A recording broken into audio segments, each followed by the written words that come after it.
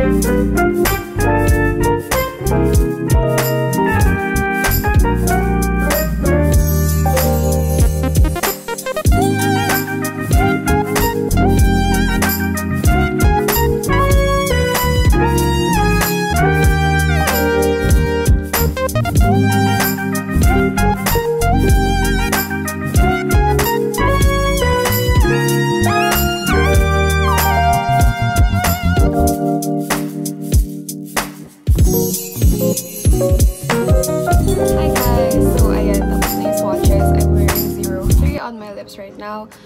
Before I move on to the actual ratings, let me read to you the claims.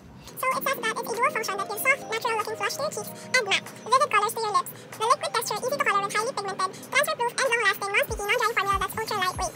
So I'm seeing a few claims on here. For the dual functional part, let me show you guys. Kung nagtataka kayo bakit hindi ko siya ginamit sa cheeks ko today even though it's a lip and cheek tint, so it's better to show you guys kasi. So ayan, lalagay natin siya sa, kunwari ito yung cheeks ko.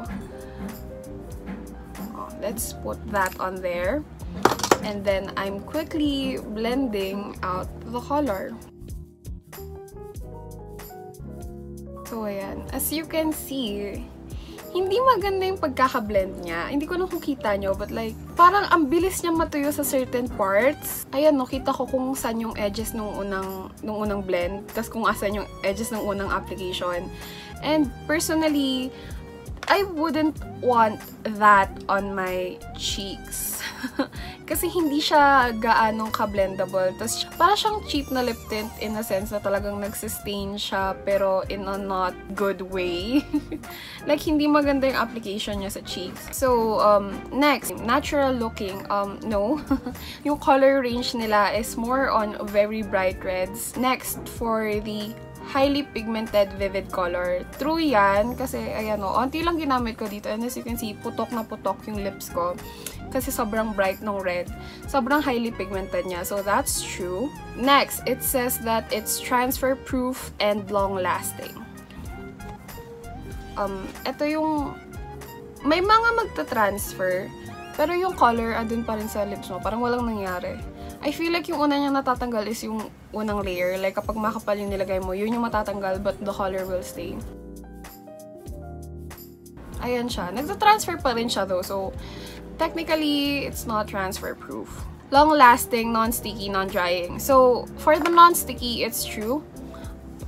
It actually feels really thin. Kahit na gel yung formula niya, medyo natural pa rin yung dating niya sa lips. May mararamdaman ka. Mararamdaman mo na parang may product ka, pero it's not like a gloss or a matte lipstick na yung parang papery or masyadong malagkit sa lips. It's not anything like that.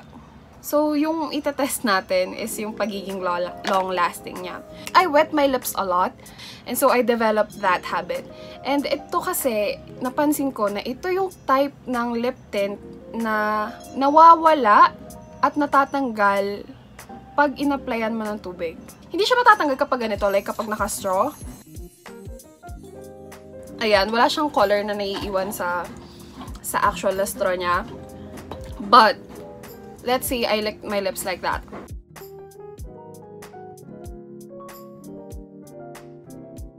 Matatanggal yung color. And so, ayan, medyo nawala yung color, especially dito sa yung part na binasa ko. Pero makikita nyo dun sa border, ayan pa rin yung mga kulay-kulay. So, what I would say is that it's long-lasting in a sense na mawawala yung color little by little throughout the day, pero may maiiwan siyang stain. So, may iwan yung stain na yon for a really long time. I'm sorry for that sound, my construction next door. With those being said, let's move on to my ratings of the product. So, for the price, it costs 109 the last time I checked. Kanina lang, 109 pesos siya. Do I think that's good? Kind of. I mean, it's at a competitive price point with other lip tints in the market.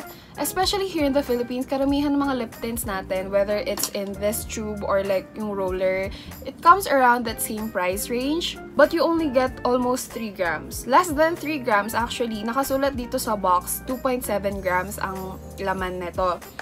Now, don't be fooled. 2.7 grams to.